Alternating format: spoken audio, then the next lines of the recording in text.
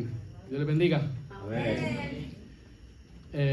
Hoy estaremos hablando sobre un tema interesante, el tema de los vagos. El título de este sermón es No te quedes ocioso.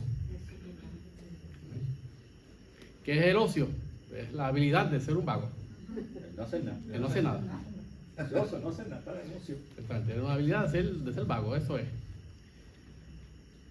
El tema de la caída al arrepentimiento y la restauración. Y usted dirá, ¿en qué tiene que ver el ocio con el arrepentimiento y la restauración? Ya veremos. El texto que estaremos hablando, o tengo como texto áureo, texto del sermón, es en 2 Timoteo 2.15. 2 de Timoteo 2.15. Timoteo, 2 de Timoteo. Cuando tengan, digan amén. Amén. 2:15. 2 de Timoteo 2.15. Procura con diligencia.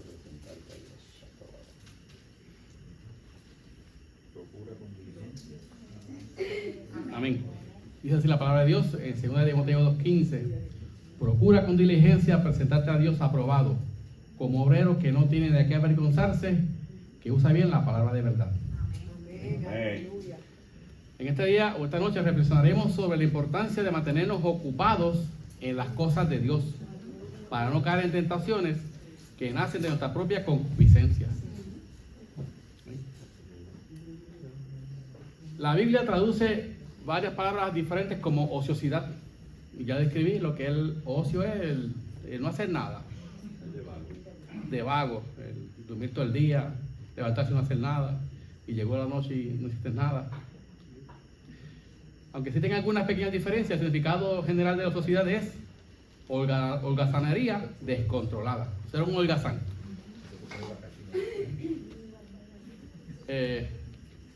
Una holgazanería descontrolada, o sea que es algo que no tiene control. Porque está bien que un día usted se levante de trabajar tanto y diga, hoy no voy a hacer nada. Me quedo acostado viendo televisión hasta que llegue el otro día. Está bien. Eso pues, tú estuviste el día descansando. Eso no es malo. Malo que lo haga todos los días. Exacto. Que todos los días. Exactamente. Es un pequeño dulce de vez en cuando, no viene nada. Pero tú comes dulce todos los días, te da diabetes. Enferma. Eclesiastés 10:18 ofrece una detallada descripción de las consecuencias de la ociosidad. Dice así: por la pereza se cae la techedumbre, y por la flojera de las manos llueve la casa. O sea que las personas que, según el texto en Eclesiastés, si no mantienes la casa al día, porque eres un vago, pues te va a mojar con la lluvia. Y en esos tiempos el techo era de paja, madera y paja, y eso era así. Si tú no la cultivas, la gelaba, pues estaba lloviendo constantemente. La ociosidad es lo opuesto a la diligencia. Algo que por lo general la Biblia recomienda en Proverbios, Romanos y Efesios. La diligencia es ser activo en algo, actuar, estar siempre trabajando en algo. Eso es ser diligente. La ociosidad es la base para muchos otros pecados. Y a los creyentes se les advierte que no la permitan ni en sus vidas ni en la iglesia. En cambio, la Biblia elogia a quienes eran conocidos por sus buenas obras y por su servicio en el reino de Dios. La ociosidad supone que no hay nada digno de hacer que valga la pena para el tiempo o el esfuerzo. Hoy en día hay una variante que se llama la procrastinación. ¿Han escuchado esa palabra? El procrastinar es hacer las cosas, dejar las cosas para después.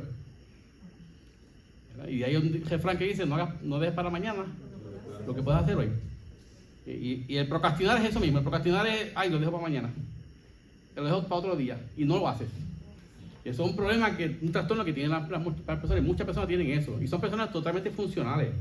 Son personas que sí, que aman a Dios, que hacen su trabajo, pero tienen ese tipo de trastorno, por decirlo de esta manera. Yo no soy psicólogo. La procrastinación es la acción de retrasar o posponer tareas importantes, incluso cuando se es consciente de que esto puede generar consecuencias negativas.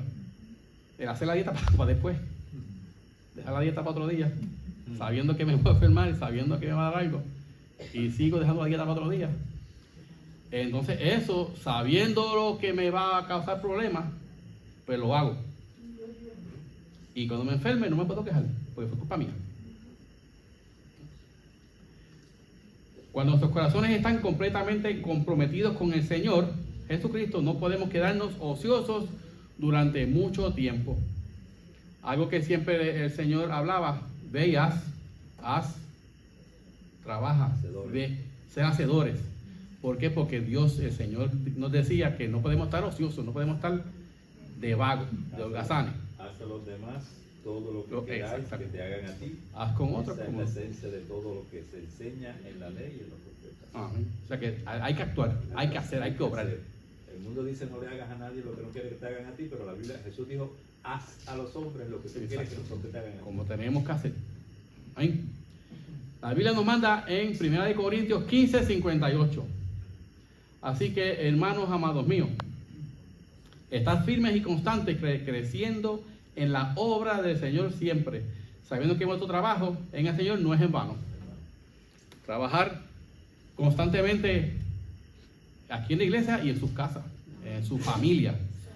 La familia hay que trabajarla, hay que educar a los hijos, hay que trabajar porque hay que buscar los alimentos, hay que mantener todo limpio. Aquí en la iglesia es lo mismo. Aquí en la iglesia, cuando usted tiene que traer el mensaje, tiene que trabajar, tiene que sentarse a buscar la palabra, a buscar el material. La iglesia hay que limpiarla, hay que reunirnos y estar en coinonía. Todas esas cositas, eso es actuar, eso es estar en movimiento. Porque el día que dejemos de venir a reunirnos aquí, nos acostumbramos a no hacer nada en la casa y no dejamos de venir. Pasan 20, 30 años, dije, yo iba a esa iglesia antes y el templo está todo lleno de hierba y nadie volvió.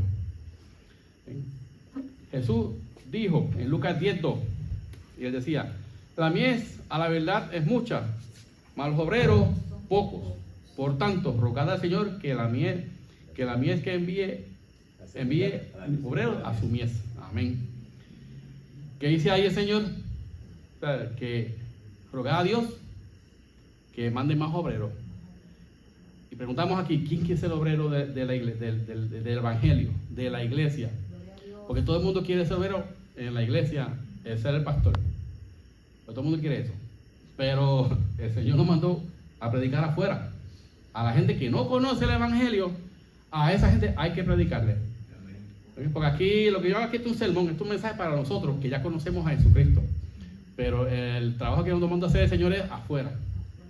Y hay mucho trabajo que hacer afuera. Hay mucha gente necesitada de la palabra y de muchas cosas materiales. La salud, no tienen dinero, el carro está baratado. Hay tantas cosas que eso a veces les imposibilita el llegarse a la iglesia porque no tienen la energía y tanto los problemas que le caen que deciden quedarse en la casa. Y Satán los quiere así, quieto. ¿Ven? Satán quiere que el cristiano se quede quieto. Cuando el enemigo promueve una ley nefasta en el gobierno, él hace que el cristiano se quede quieto y callado en la casa. Por miedo a que el cristiano, a que lo señalen y digan, eso es un homofóbico, retrógrada, antisemita, se quedan en la casa por miedo. Y así Satán los tiene cautivados con el mismo miedo. Y el Señor dijo que no tengan miedo. El Señor dijo que los van a perseguir y los van a acusar y van a hablar cosas contra ustedes mintiendo. O sea que si usted no está pasando por eso, usted tiene que vigilar qué está pasando con su vida. ¿Está usted haciendo lo que el Señor quiere que usted haga? Aleluya. Satán quiere que vaya a la iglesia todos los días. Satán no le importa que usted venga a la iglesia todos los días. Satán después que no quiere que usted no interrumpa en sus asuntos en el mundo. ¿Eso qué quiere? Vete a la iglesia todos los días, pero no me interrumpa los asuntos míos. Pues cuando lo hagas, te van a caer encima. Si usted tiene miedo, usted se queda en la iglesia tranquilo, callado, y se va para su casa y vuelve a la iglesia. Y no hace el trabajo que hay que hacer en la calle. Quien esté tentado a ser ocioso, tiene que preguntarse, ¿qué puedo hacer en este momento para ser uno de sus obreros? ¿Qué puedo hacer? No todos son evangelistas, no todos son pastores. Hay trabajos tan simples como este que reparte muchos trataditos. Usted se va por la calle con un tratadito, uno lindo, no una cosa linda, y se lo reparte, ¿verdad? Quizás no todo el mundo, pero algunos sí, no, porque, ¿verdad? Los tratados cuestan dinero y 100 se van en un jato, no te creas. 100 tratados se van en 2 minutos, allá en el mall. Algo con eso, usted está recordándole a la gente, mira, Jesucristo te ama. Jesucristo está ahí para ti. Hay mucho trabajo. Un episodio crucial en la vida del rey David, que fue un hombre descrito como conforme al corazón de Dios, pero que también enfrentó grandes tropiezos y caídas. ¿Su pecado con quién? Con Betsabé. No solo revela la fragilidad humana, sino también revela el poder restaurador del arrepentimiento, que esa es la clave. Analizaremos las circunstancias que llevaron a David a pecar, las circunstancias de sus acciones y cómo podemos aplicar esta enseñanza como creyentes en nuestras vidas. Ya conocemos la historia de David y Betsabé. Dice Samuel 11:1: aconteció en el año siguiente, en el tiempo que salen los reyes a la guerra, que David envió a Joab y con él a sus siervos y a todo Israel, y destruyeron a los amonitas y sitiaron a Rabá, pero David se quedó en Jerusalén. Ahí vemos la primera punto que tenemos que analizar. David se quedó en Jerusalén de vago, porque su responsabilidad era ir al campo de batalla. El rey tenía que estar con el ejército en el campo de batalla. Quizás al frente no, pero tenía que estar allí, porque al frente están los soldados que van a morir ese día. Eso es lo que van a morir ahí. Pero tiene que estar allí con los generales y todos viendo la batalla, porque esa es la costumbre. Por eso le dice aquí, en el tiempo que salen los reyes a la guerra. Pero David se quedó en Jerusalén, se quedó en la casa, ¿verdad? Se levantó tarde ese día y no pudo salir. Estaba muy confiado que el ejército iba a pasar con Sí, él. claro. Yo entiendo que sí, pero ¿verdad? Uno lo ve de esa manera, pero si estoy confiado, mejor yo voy y veo la batalla como, ¿verdad? Pero ahí vemos la clave de que se quedó en Jerusalén, no hizo su trabajo, no estaba cumpliendo con su responsabilidad de rey o como rey de acompañar al ejército al campo de batalla. La Biblia nos dice que en el tiempo de que los reyes salían a la guerra, David se quedó en Jerusalén en lugar de estar cumpliendo su rol como líder. David debía estar en el campo de batalla con sus soldados, pero David estaba ocioso. Le dio con quedarse ese día en su casita, en el palacio. David se quedó en Jerusalén de vago, digo yo. Esta ociosidad fue la puerta que él abrió para la tentación, porque si estuviera ocupado en los menesteres que le correspondían como rey y su responsabilidad, no hubiera caído la tentación que cayó. Y ya sabemos cuál es.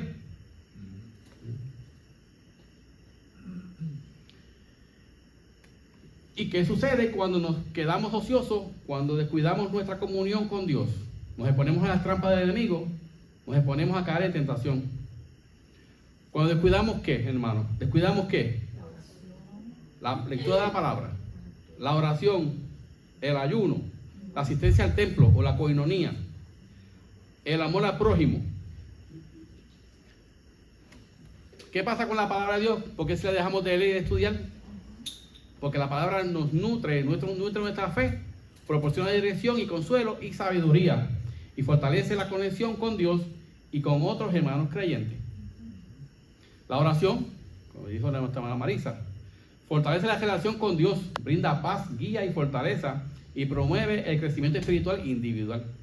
Un crecimiento espiritual que usted debe tener como individuo. Recuerde que su relación es usted y Dios. Si el prójimo usted no quiere caminar con usted, pues camina usted solo. Usted y Dios, con Jesús al lado.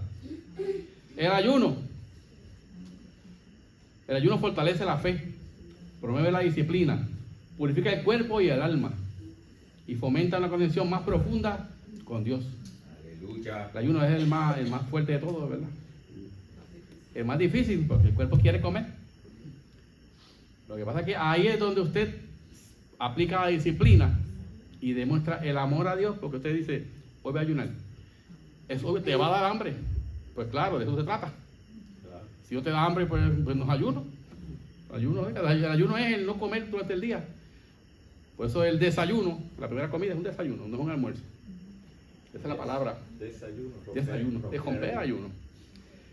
Pero ese ayuno es importante. Aquí a veces tenemos la costumbre una vez al mes que nos reuníamos, el tiempo que no nos reunimos. Pero en su casa usted lo puede hacer. En su casa usted lo puede hacer. O sea, en cualquier día de semana que usted tenga disponible, usted lo puede hacer. Y ese sacrificio Dios lo ve y le agrada. Porque usted está sometiendo el cuerpo a la voluntad de Dios. Bueno, recuerda que nuestra lucha es siempre con nuestra propia carne.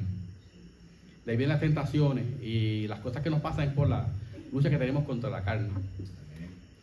Y no es que la carne sea nuestra enemiga, es que tenemos que someterla. Porque Dios nos dio este cuerpo para vivir aquí. Este cuerpo es santo, pero tenemos que someterlo. La asistencia al templo o koinonía, una palabra griega, que es comunión, compañerismo o participación en una congregación. De reunirnos constantemente en la iglesia, no quedarte en tu casa, para así crear esa conexión entre nosotros como hermanos. Por eso que después, el domingo pasado que estuvimos en la comida de los padres, pues compartimos, disfrutamos y hablamos y compartimos entre nosotros. De eso se trata. Recuerden que los apóstoles el primer día de la semana se reunían para darle de comer a los pobres, para unirse. Y entonces Pablo aprovechaba ese día para hablar de Jesucristo. Que era una costumbre cristiana de la primera iglesia, de la iglesia primitiva.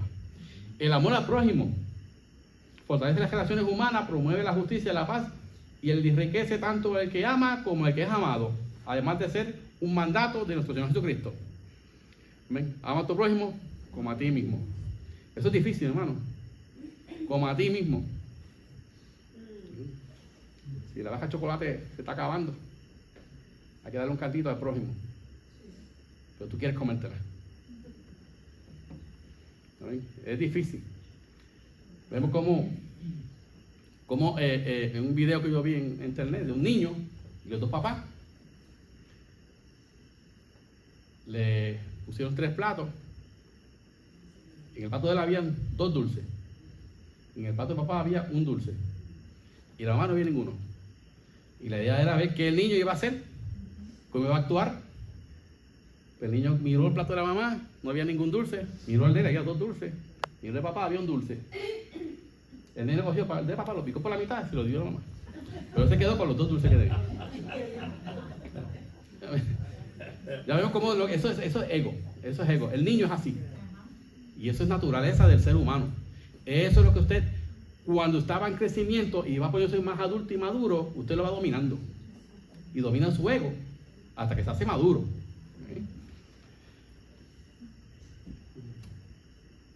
El amor al prójimo es amar a Dios primero sobre todas las cosas y a tu prójimo como a ti mismo. El Señor también nos mandó a predicar el evangelio a toda criatura. Hay un versículo muy interesante que a mí me gusta leerlo y estudiarlo para que entendamos que el cristiano tiene que obrar. El cristiano, eso de que la fe sin obra, no. La fe sin obra es muerta. No te puede salvar. Así de sencillo. No queremos manipular el texto, pero eso dice la palabra. Porque el Señor dijo, porque tuve hambre y me diste de comer.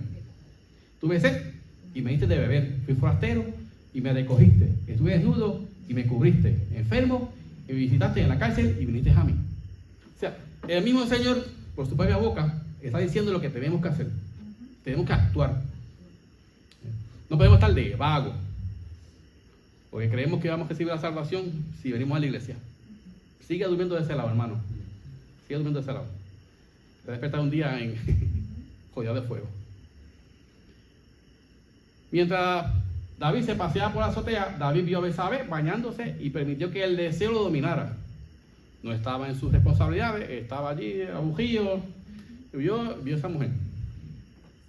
Y en lugar de apartar su mirada, alimentó la lujuria en su corazón. Santiago 1, 14 y 15 nos advierte que el pecado comienza con un deseo que, si no se controla, lleva a la acción pecaminosa.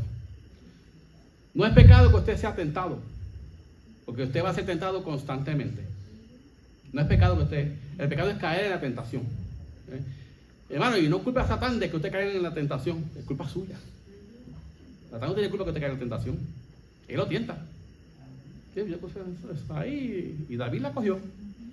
Yo no lo mandé. ¿Entiendes? Entonces, cristianos queremos librarnos de la responsabilidad culpando a Satán de las cosas que decidimos nosotros para nuestras vidas. No es que sea bueno, porque no está tentando y la tentación es en sí mismo un problema. Amén. Dice Santiago 1, el versículo que estoy hablando, sino que cada uno es tentado cuando de su propia concupiscencia es atraído y seducido. Entonces la concupiscencia, después de que ha sido concebida, da a luz el pecado, y el pecado, siendo consumado, da a muerte, da a luz a la muerte. Amén. Y la concupiscencia es la palabra que se describe para describir el pecado que está en el ser humano. Esas cosas que nosotros como ser humano sentimos, que sabemos que están mal y que tenemos que ir controlando. Exactamente. Son las obras de la carne que nos hacen sentir cosas que sabemos que están en contra de la ley de Dios y son las que tenemos que ir controlando. Porque no es malo que usted tenga hambre, lo malo es la gula, comer de más. Y si va a comer, aliméntese bien correctamente, no comer McDonald's, porque ni Burger King, ni esos, porque esos sitios pues, no son nada saludables. Yo entiendo que uno está por San Juan y a mí el mundo comió McDonald's, dijiste, pero no como más nada en todo el mes por lo menos. ¿Entiendes? O sea, una vez al año no hace daño, ¿verdad? Pero no lo haga constantemente. Los tigres nos regañan, fíjate. El tigre no está vigilando. Y es bueno conocer los conocimientos de Otilio, aplicarlo en nuestra vida, porque es importante. Eso es una cosa que tenemos que estar saludables. Porque enfermo, ¿verdad? Enfermo uno por ahí viviendo debe ser terrible. Amén. Y si hay una salida, ¿verdad? Una manera.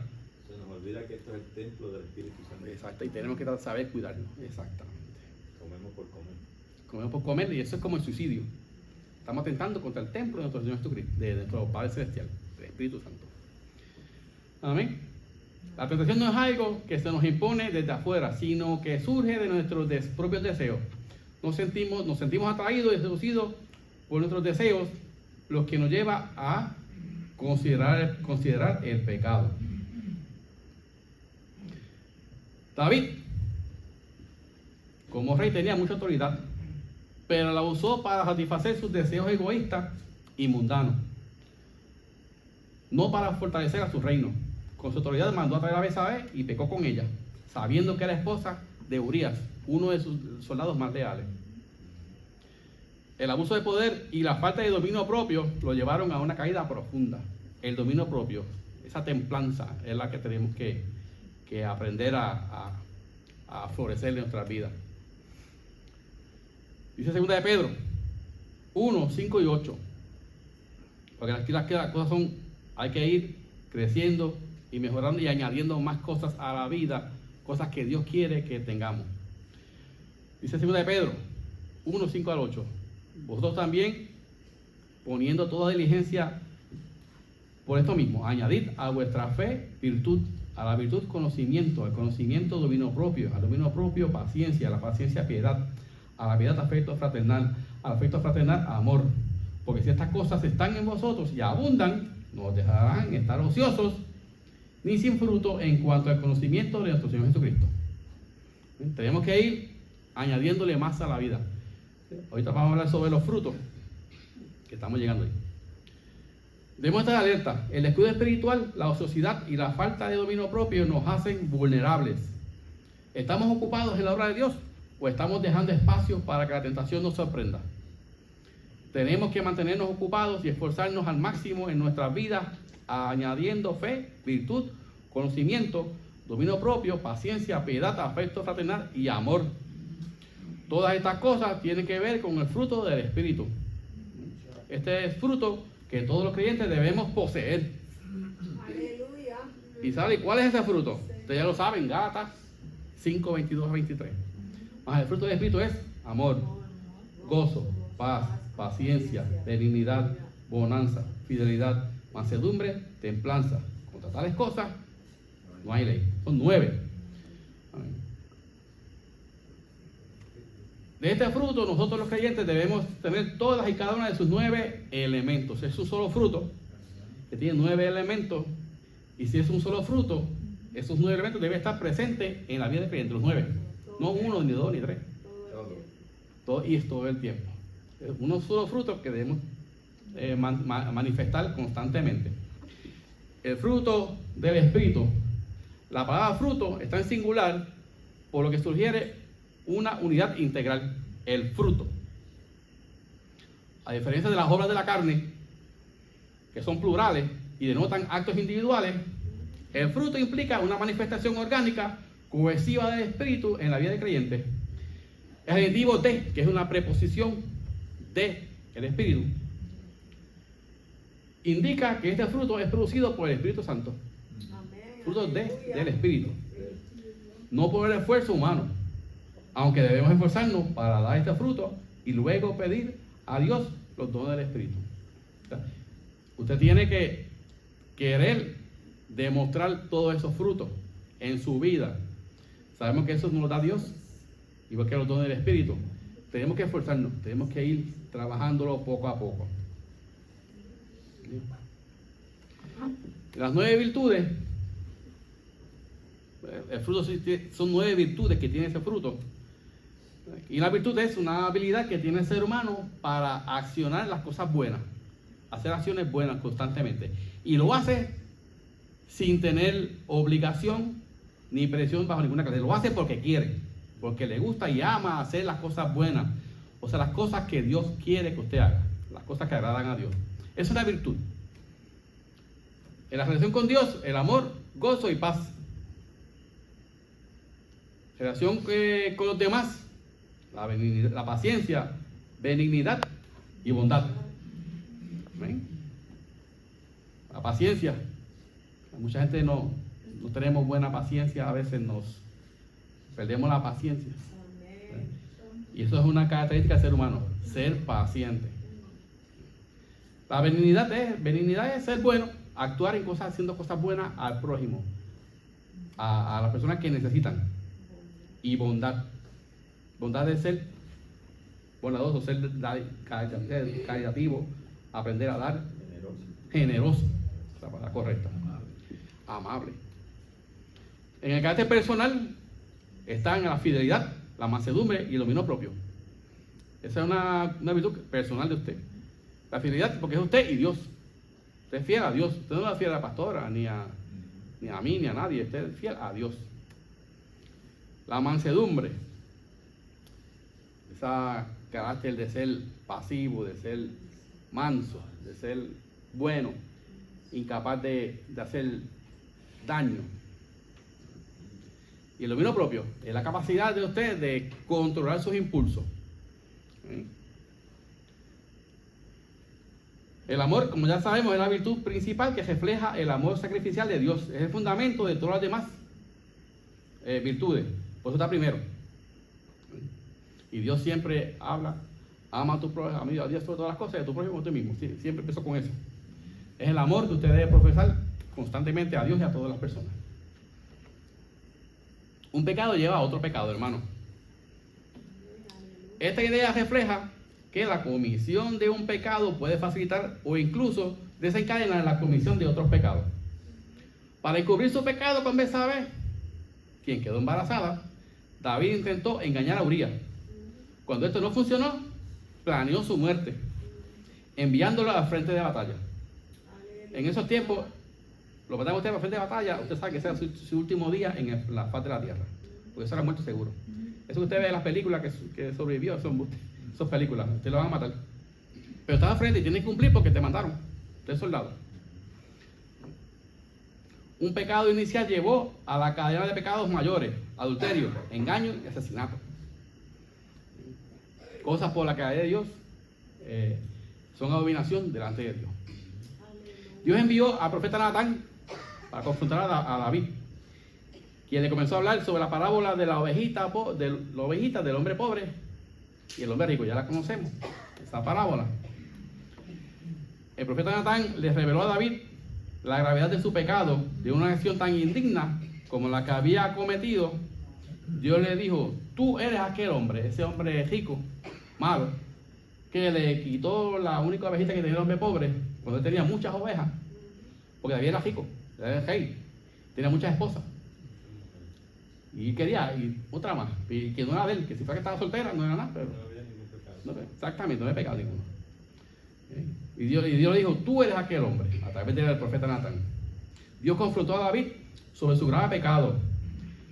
Dice la Biblia que: por lo cual ahora no se apartará jamás de tu casa la espada, por cuanto me menospreciaste. Cuando usted viola la ley, usted menosprecia a nuestro Dios. Dios le dijo a usted que no haga ciertas cosas, ¿verdad? Y nos incluimos todos, porque todos somos pecadores. El que no ha pecado, que levante la mano, Gloria a Dios. ¿verdad? En un juicio divino, es un juicio divino. Dios está declarando que como consecuencia del pecado de David, la violencia y el conflicto no cesarán nunca más dentro de su familia. Dios acusa a David de haberlo menospreciado al actuar como si sus mandamientos no importaran. Al tomar a la mujer de otro y asesinar a su esposo, David demostró un desprecio directo por la voluntad y la ley de Dios. Aleluya. Esta palabra es el anuncio de un castigo irreversible para David. Como consecuencia de su grave pecado, su familia sufriría violencia y división permanente. Es uno de los momentos más duros en la vida del rey David, mostrando que incluso los reyes ungidos por Dios no están por encima de la ley moral de Dios. Él era rey, ungido por Dios, pero no está por encima de la ley de Dios. ¿Y cuáles fueron esas consecuencias reales en la vida de David? Este juicio se cumplió, lo que dijo Natán. ¿Qué pasó? Su hijo Amón violó a su hermana Tamar.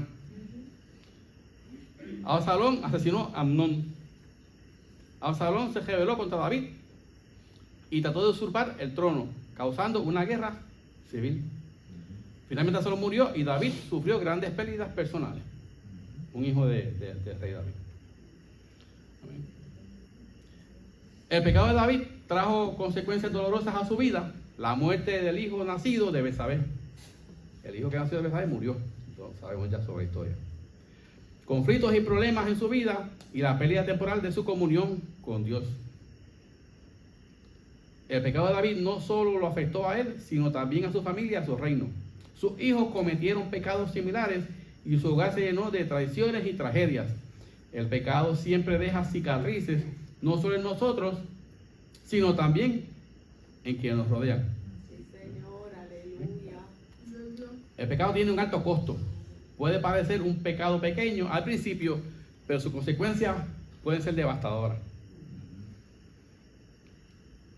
Y dije calco, que un pecado pequeño, eso es una mentirita. ¿Qué dice?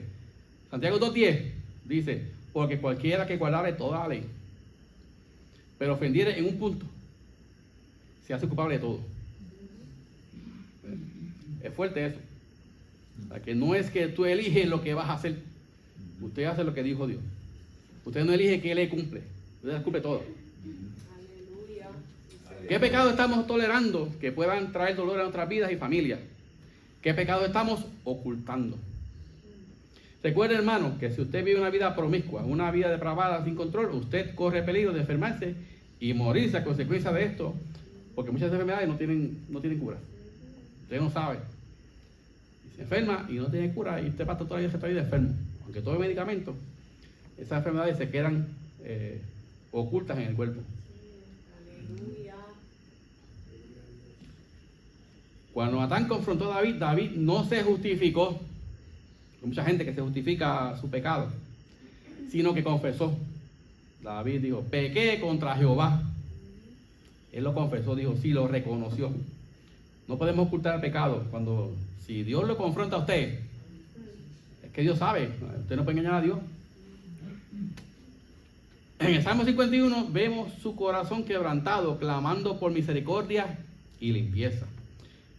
El arrepentimiento genuino no busca excusas, sino que reconoce la culpa ante Dios. Si no reconocemos que hemos pecado, si no confesamos nuestros pecados delante de Dios, si no nos arrepentimos, no podemos ser perdonados. ¿Y qué pasa? Y no podemos entrar al reino de Dios. Solamente entran los que son limpios, porque el pecado no puede entrar ahí. Debemos ser perdonados. David pidió a Dios que lo limpiara y lo renovara su espíritu. Él enfrentó las consecuencias de su pecado. Entonces Dios lo perdonó y lo restauró. Pero ¿qué tuvo que hacer? Reconocer el pecado, aceptar lo que había cometido y arrepentirse. Y ahí es donde Dios te restaura. Dice Salmo 51:10, David hablando: crea en mí, oh Dios, un corazón limpio y renueva a mí un espíritu recto dentro de mí. ¿Y qué es restaurar, hermano? Reparar, renovar, poner algo en el estado de o estimación que tenía antes. O sea, cuando usted es restaurado, usted vuelve a ser limpio. Usted ya no tiene pecado. Y está en usted de mantenerse bajo esa categoría o circunstancia de no volver a cometer pecado. Después de la restauración de David, volvió a ser usado por Dios. Escribió salmos inspirados y su linaje nos llegó al mundo. ¿Quién, hermano? El Señor Jesús, el Mesías. Cuando Dios restaura a una persona, lo hace completamente nuevo, verdaderamente nuevo, como dice el profeta Miqueas y el profeta Isaías. Y lo voy a leer.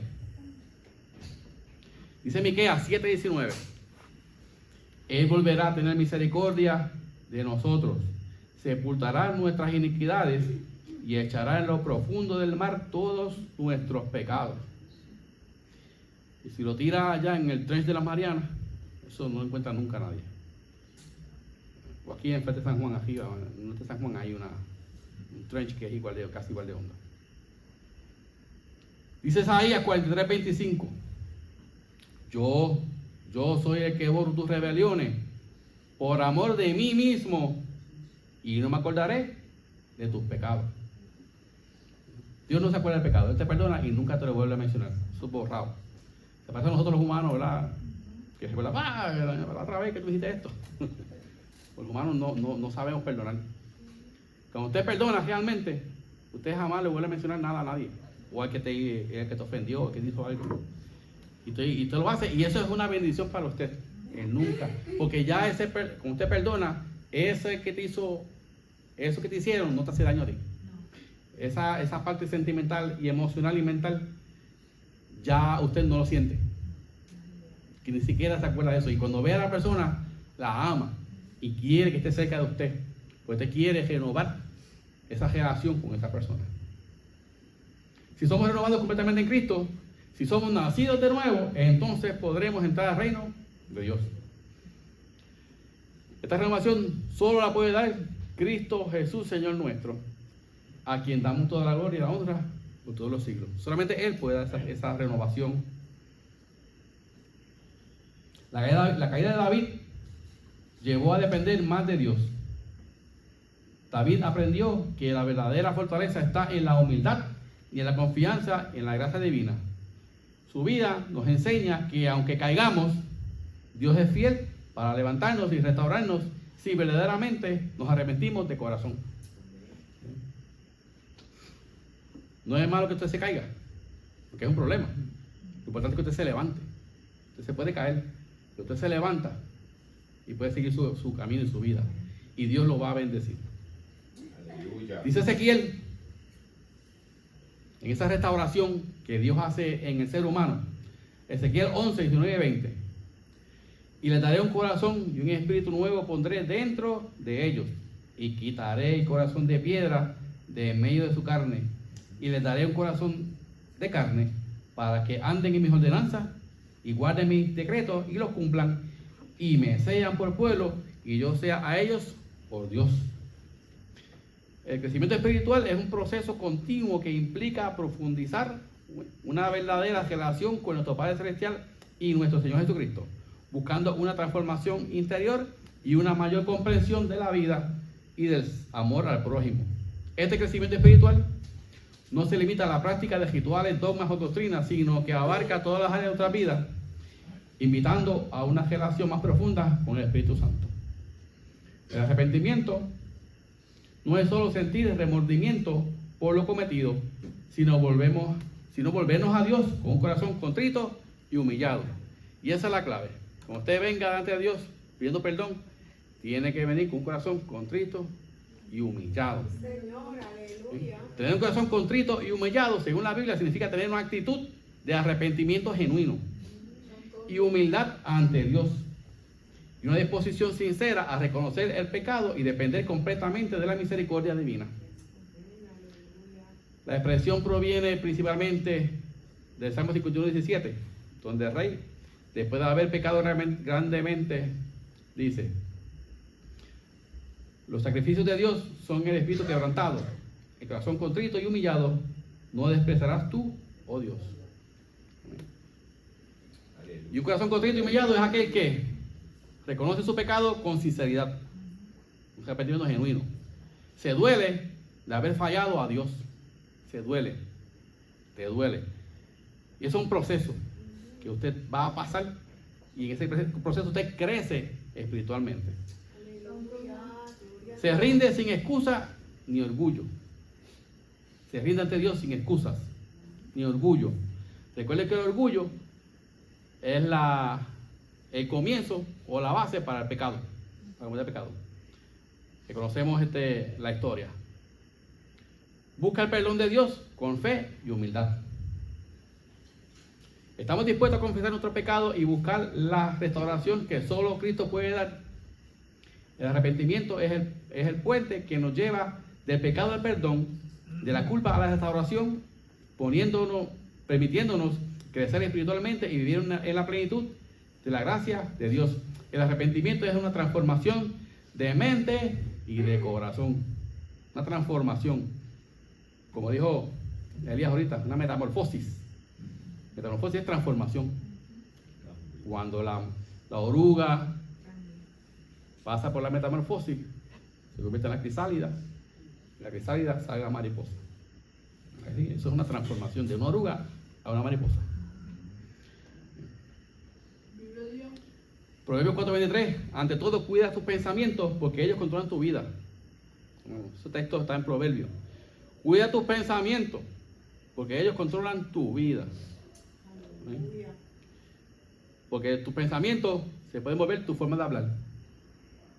Y tu forma de hablar se puede volver en tus acciones. Y tus acciones te pueden llevar a la ruina. Algo que está en la mente, es algo que tiene que usted trabajar constantemente. Es un consejo que nos enfatiza la importancia de cuidar la mente y los pensamientos, ya que estos pueden influir en nuestras acciones y decisiones. Cuando nuestras manos y mentes están inactivas, el enemigo encuentra un espacio para sembrar pensamientos y deseos que nos alejan de la voluntad de Dios. La concupiscencia, esos deseos desordenados que habitan en nuestra naturaleza humana, se alimenta de la inactividad. Como dice el refrán, la mente ociosa es el taller del diablo. Sin un propósito claro, nuestras energías se desvían hacia lo que no edifica, ya sea el chisme, la envidia, la lujuria o cualquier otra tentación que nos aparte del camino recto. El apartarnos del camino recto nos provocará un vacío espiritual que nos debilita frente a las artimañas del enemigo, y estaríamos tan débiles que no podríamos cargar la armadura de Dios. La armadura que Dios nos da para combatir el enemigo, lo que hablan en Efesios 6. Y la armadura era algo pesado, ¿verdad? El casco, la pechera, la armadura, el escudo, los zapatos. Tenía un montón de equipos que usted tenía que cargar si quería tener chance de sobrevivir. Pero un equipo pesado. Por eso decimos, cuando recordamos la historia de David, cuando iba a pelear con Goliat, le pusieron la armadura de rey, pero como Saúl era gigantesco, imagínate la armadura de él como era, pues David no podía con ella.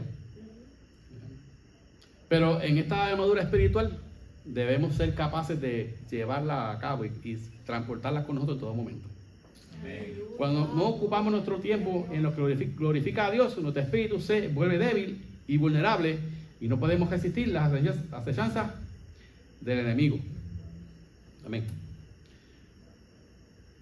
Mantén una relación constante con Dios a través de la oración, el ayuno, la lectura de la palabra y la comunión con la iglesia. No permita que la ociosidad o el descuido abran la puerta a la tentación. En muchas ocasiones nuestros enemigos, nosotros mismos provocamos la tentación por la manera en que actuamos o hacemos las cosas. Aprenda a detectar las posibles situaciones que le pueden hacer caer a usted en tentación y en consecuencia en pecado. Porque ese día, hermano, va a llegar. Ese día va a llegar.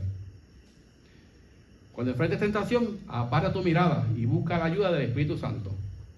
1 Corintios 10:13 nos asegura que Dios provee una salida en toda tentación, como hizo José en Egipto. Josué, ¿qué pasó? Cuando la esposa de Potifar empezó a seducirlo, echó a coger, porque él sabía que si se quedaba, iba a pecar. Pues sabía él. Sí. Le iban a caer encima. Y él echó a coger. Porque si usted se queda ahí y usted se queda a propósito, pues usted está provocando. Y es culpa de usted porque usted se quedó. Pues José echó, pues me voy de aquí, se fue cogiendo. Después ella fue acusado porque ella no le gustó eso, pues. Pero es mejor estar bien con Dios que bien con el ser humano. Somos probados constantemente porque la vida está llena de desafíos y pruebas que nos confrontan y nos obligan a crecer, tanto en un sentido espiritual como personal. Estas pruebas pueden venir de otras formas, como dificultades, tentaciones o situaciones que nos exigen tomar decisiones difíciles. La forma en que respondemos a estas pruebas determina nuestro carácter y madurez, hermano. Dice 1 Corintios 10:13, no os ha sobrevenido ninguna tentación que no sea humana, pero fiel es Dios, que no os dejará ser tentados más de lo que podéis resistir, sino que también dará justamente con la tentación la salida para que podáis soportar. O sea, Dios le va a dar a usted la salida a la tentación. Usted tiene que ejecutar, usted tiene que actuar. Como David, debemos estar abiertos a la corrección de Dios, ya sea a través de su palabra, un hermano en la fe o el Espíritu. La corrección es una muestra del amor de Dios. Cuando usted corrige a su hijo, usted lo hace porque lo ama. Como dice en el libro de Proverbios, que el padre que ama a hijo lo castiga. Y el padre que retiene el castigo a su hijo lo desprecia. Porque tú tienes que castigarlo. Y cuando dice que la vara, no es que no coja una vara de guayaba y le meta por las espaldas. Porque eso está fuerte. Pero cuando dice con vara es con disciplina y ser fuerte en el castigo. Exactamente, mantenerlo ahí. Palabra de Dios. Exactamente, según la palabra de Dios.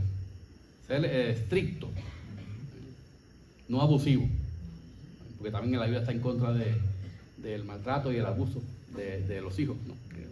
No, tampoco provee usted, no provoca a sus hijos a enojarse. No provoquen a ira. Usa tus errores como oportunidad para crecer. El arrepentimiento de nuestros pecados y la dependencia de Dios nos transformarán y nos acercan más al propósito de Dios para nuestras vidas. Amén. La historia de David y Betsabé nos recuerda que nadie está exento de caer, pero también que Dios es rico en misericordia. El pecado de David tuvo grandes consecuencias, pero su arrepentimiento lo llevó a la restauración. El Señor nos invita a vivir nuestras vidas diligentes, activas y productivas, no para gloriarnos en nuestras obras, sino para reflejar su luz, la luz de Dios. Ocupémonos en la oración constante, en el servicio de nuestra comunidad y en el amor al prójimo y en la búsqueda de su reino, predicando el evangelio a toda criatura. Cuando nuestras manos están ocupadas en la obra de Dios, no hay espacio para que la concupiscencia tome el control. Que nuestro compromiso con una vida diligente y enfocada en Cristo sea nuestra defensa contra la tentación. Levantémonos, trabajemos con gozo y vivamos para la gloria de Dios. Amén. Aleluya. Amén. Este mensaje, hermano, quería traerle sobre la ociosidad, algo que el Señor no quiere en nuestra vida. Hay un himno, no sé si tienen el himnario por ahí, que lo tenga, no sé cuál es el número, la viña del Señor. 49. El 49, tiene buena memoria, hermano.